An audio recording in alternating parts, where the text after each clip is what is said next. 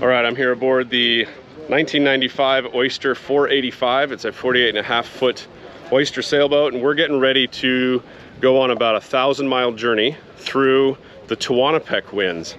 So right now we're scheduled to get about 35 knots, which could be anywhere between 30 and 60 knots, judging by the historic data from a lot of the delivery skippers I've talked to. We've got new sails, we've got new rigging, we've got the rigging all tuned really well. We've already been out to sea for about 1,000 miles with it, and it looks really nicely. So I'm very confident in this boat's abilities. So before we leave, there's a couple of mistakes that these guys have made. Don't do this when you have to prepare for an offshore passage with high winds.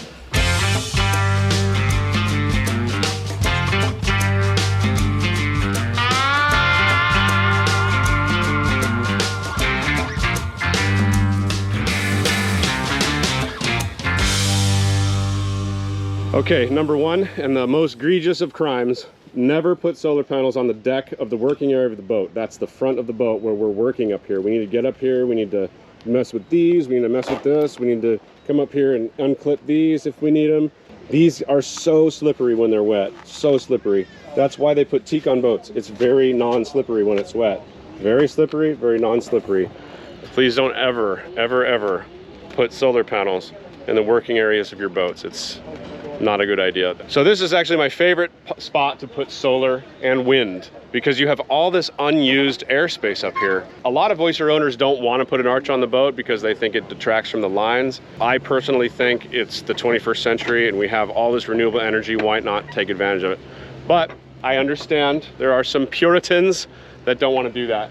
So in this case, where the owner doesn't want to put an arch on it, he's still not using this real estate. So you can actually put little standoffs here. They make clamps that go right on here, standoff, and then you can put 2 or 3 solar panels right here. And that's up to, I bet you could fit 1,000 watts of solar back there. Another real common one is right here. They mount solar panels on this tube and on that tube, and they fold up. It's a little bit tricky to do with netting on your boat, but you can absolutely do that too. So let's just ask Mario, because I've been a little hard on him this video. Why did you choose to put the solar panels on the front? So we chose to put the solar panels on the front, knowing that we would have to take them up when we were underway. But when we're at anchor, that's when we use the most power. Now, that was real estate that me and John never really used because we don't like to sit in the sun, so we're typically in the cockpit. So we said, why don't we just put some solar panels out back? Now, we did have the full intention, and we have already ordered the new Simpson davits that are going to raise those probably to about here. And the Simpson davits, they're a lot bigger and they're wider, and it allows for them to tack weld on brackets to put solar panels without having the arch, and you can still get through to get to the boat. The other thing that we're doing is we're putting up a 1,500 watt windmill, which is in my engine. Wind generator. To supplement it. But those were never meant to be on the boat while we were underway. Cool. Sweet. I'm good with that. They were on the boat while we were underway though, and I slipped on and almost died. Okay, second thing that's a big error on this boat is these fender holders. They're real nice. They make these little fender holders that hold your fenders pretty, and these might even be custom. Are these custom made fender holders? I think the owner bought them, I don't know. But they're in a horrible position. This is right up at the front of the boat. We're about, I don't know, 12 feet back. And man, when we start taking water over the boat, it's gonna come right here. It's gonna come over the boat, and it's gonna wash down this side, and it's gonna wash these out of this bag, and then they're gonna sit like that, and then they're gonna get washed over, and then they're going to start going backwards, and then they're going to end up ripping this off and breaking this plastic or something. And there's nothing we can do about it. There's no way we can go up on the front of the boat to try to save a fender. So you're probably going to lose whatever your leeward fenders are if you put them in bags on the front of your boat. So a better solution would be the stern pulpit. All this metal back here is called the stern pulpit, from here to here. I had mine extended up to here because I like having the extra real estate. But having the stern pulpit, you can put those bags on here and then put all your fenders back. And an even better solution would be in this lazarette right here. This aft lazarette is where most people store their fenders. but in that case, you probably have to deflate them. These are all real big fenders. The way that I do it on my boat is I tie them to the stern pulpit, and then I flip them inside the boat when we're underway. And whatever I can't fit in the lockers in there and in the sail locker in front, that's where they live. And that's been fine for a long time. I've got probably 40,000 miles on this boat. So what are you planning on doing with those fenders? We're gonna put them in your bedroom. In my bed? Yep. Stop you from hitting the sides of the boat when we're rocking. He heard me talking smack about his fenders. Number 3, and in my opinion tied with number 1 for the most egregious of errors, this anchor doesn't have a pin in it. So this is how a lot of people lose their boat. The anchor doesn't have a pin, a big wave comes up and pulls the anchor on the windlass and either breaks the windlass or breaks the lock on it or breaks the brake on it, breaks the brake, and it pulls out and it starts to go out. And there was a YouTuber that got that chain stuck in his prop as he was going over a bar, and it started a fire in his engine room and flooding, and I mean, he almost lost the boat. That's just one example. I've had that happen to me, and luckily I was in 200 feet of water, so we had this huge anchor dangling down and we were doing 10 knots. I mean, had that thing caught the bottom, it would have either flipped the boat or definitely broken the bow beam on the Cat. So let's repair that right now. Hey, I've got a story about an anchor pin. Oh yeah? Yeah, I was on a boat. James knows the boat. And we had the anchor pin through. We came into a anchorage at night that was pretty tight, had reefs around it, and boats with no lights on them. And I went forward to pull the anchor pin and couldn't. Somewhere during the sail, the windlass had kicked on momentarily and pulled the anchor in and bent the pin. So James wound up having to go up there with a sledgehammer, small hammer, and pound it out before we could anchor. What do you do now, James? Obviously that's my boat he's talking about. So yeah, my anchor pin is bent. So do as I say, not as I do. But just in case you don't have a hole in your anchor, a lot of anchors don't have holes for a pin. What I would do in that situation is drill one. But if you don't, you can always just tie a bowline in the actual anchor itself or in through one of the links. What I do is I just put a line right through here or right through here, somewhere that it's not going to chafe. So on this anchor, I wouldn't use that one, I'd use this one. And then tie a bowline here and then just take it back to the cleat. Thanks for bringing that up, Billy. Appreciate that. Really cool. I just wanted to point out that sometimes things go wrong even for good sailors.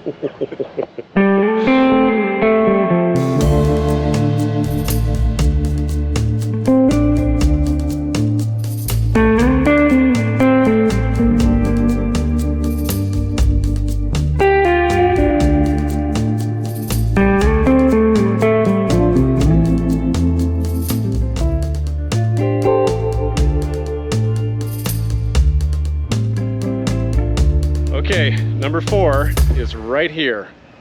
And this is a really common one for newbie sailors. They use these come-along straps to tie everything down. These are a no-no on a boat because they are made of very mild steel and they rust like hell. And they'll leave rust stains all over your boat and you'll have to cut these off. And furthermore, when you do tie things down like this, if there's any big lengths like this or even longer, they will buzz. They'll buzz like this really, really hard in the strong winds. So it's just annoying. I mean, imagine listening to that all night when you're on watch. Better way to tie down is with line. Thin, strong line is the best. The thicker the line, the less this will work. You can either tie that off on the boat, better yet, tie that off on the tow rail. And then we just went around one of the stanchion bases. And then this is the knot that you use to make a purchase. So you go around, around, around, and then you pick up the middle and go through the center. And that makes the Alaskan Alpine hitch. I'm going to show you that one more time, okay? You come up over your hand, you go around, 1, 2, 3. You reach up underneath and you grab the middle line, and then that middle line goes under the other 2 lines, and that makes a knot with 2 bites in it. So this is 1 bite on this side, this is 1 bite on this side, okay? And then we can use the bitter end of this line, put it up in here, and we can get this very, very tight. Once we get it tight,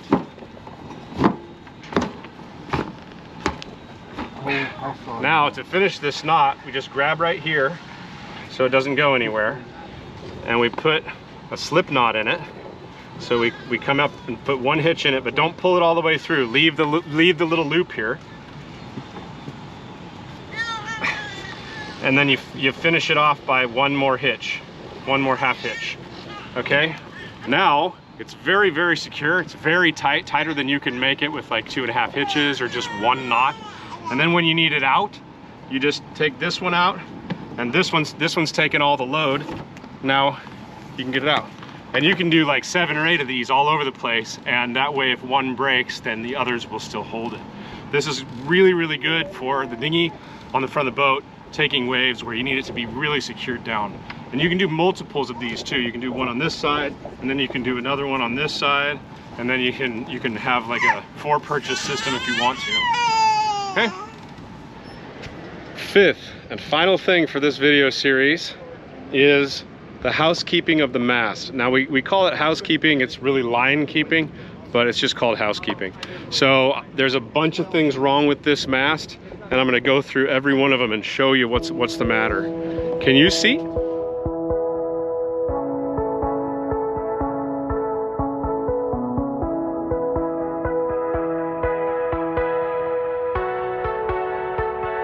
Okay, first of all, this is not supposed to be wrapped around the winch. You want to leave your winches clear. If you don't have a place for these, you need to add some cleats to your boat.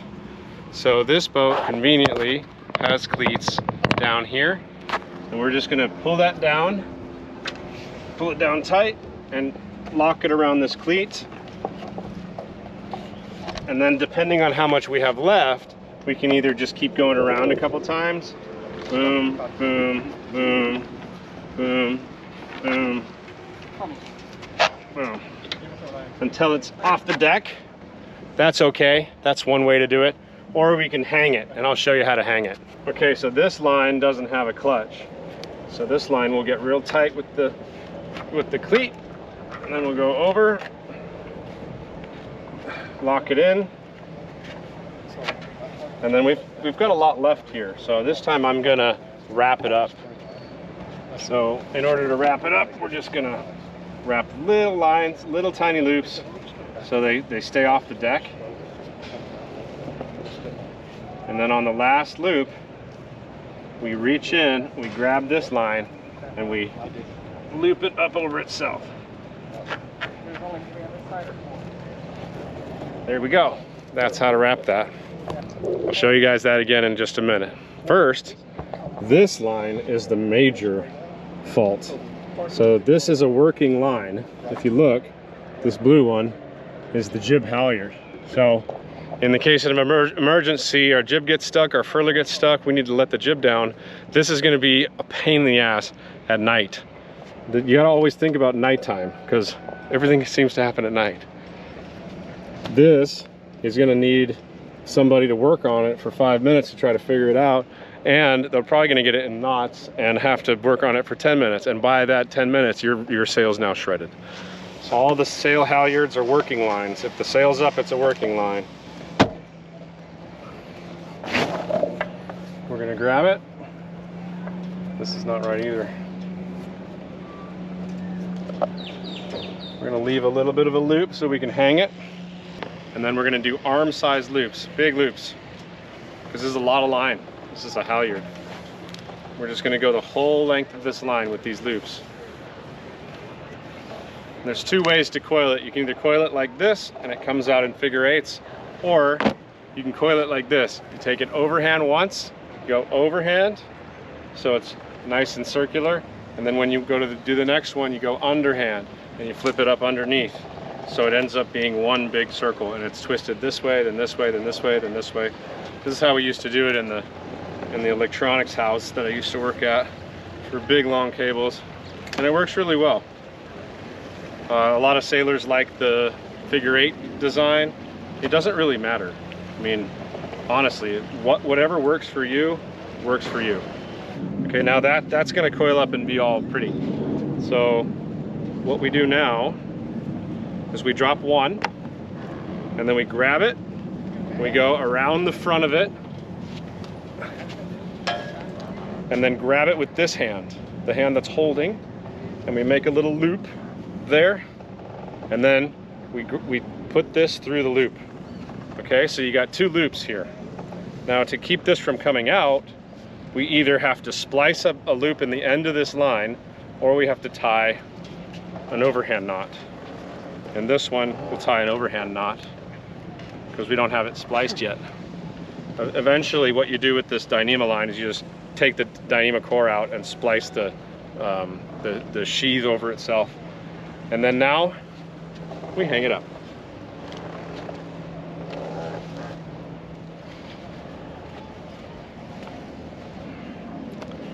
Point being to this whole thing is it's only got one wrap around it, and it's very, very easy to get out and drop on the floor and be ready to go. I'm gonna show you that right now. Okay, in the event of emergency, all we have to do is take this off, push this out, and hold this, and it comes out. And now you can just take it up, take it up, take it up, take it up, take it up, take it up, take it up. It's not going to bind on itself or anything. It doesn't, you see it's not knotting on itself. Get it nice and pretty. That's pretty, right there. The red one's not too pretty, but that one's damn pretty. The red one is the staysail halyard. We're gonna need that line when we get into some very strong winds. This one's a little bit short because it's now tied to the staysail. So same thing, a little bit of a loop so we can hang it. Smaller loops because we don't have very much. And then, now that we're done, around the backside, up with your finger, up through, and then tie a knot in it. This is brand new line, it's kind of hard to get an overhand knot in. Oh boy. I need a little more slack on this thing. There we go. This line, as it ages, it'll be easier to tie this. Will it soften with age? Uh-huh. Okay. Yeah, and then it'll get harder. Yeah. It'll soften at first and then it'll get harder. I'm used to old lines being really hard, but yeah, not new lines. Yeah. Maybe I should sail on better boats. Yeah, probably. Or at least people that, you know, take care of their boats. You know. Okay, so we're gonna put this one over the other one because we're gonna use that more often. Okay? So in an emergency, that's how you need to hang your lines. Now let me show you how to hang any lines that you're not using right now. For instance, this is our staysail. We've already got it set up. The bag is tied off. The halyard's already tied on. It's tied in a knot here. And we've got the clue lines set up. These are the clue lines. Those aren't going to be used until we get to like 30, 35 knots. So I'm gonna show you how to route and hang those clue lines on the secondary winches for easy use. Come with me. Okay, so then it's coming up through this sheave and then it's sitting on these secondary winches. Now what do you do with all this? It's easy. You give it like about a foot and a half tail, and then you make small loops. Loops that are small enough so when this is hanging, this isn't hanging down in the water because there'll be water coming down the boat. So you want small loops. About that big. Okay. And then you take this and you put your hand through it, you grab the line, and you flip the line over itself and hang it on the winch. The point of doing it this way is it's very easy to get it off. You grab the little loop and you grab the line and you pull it off and you drop it, and then it's ready to go. Okay? You can throw it in your cockpit, and then now we're ready to use this winch.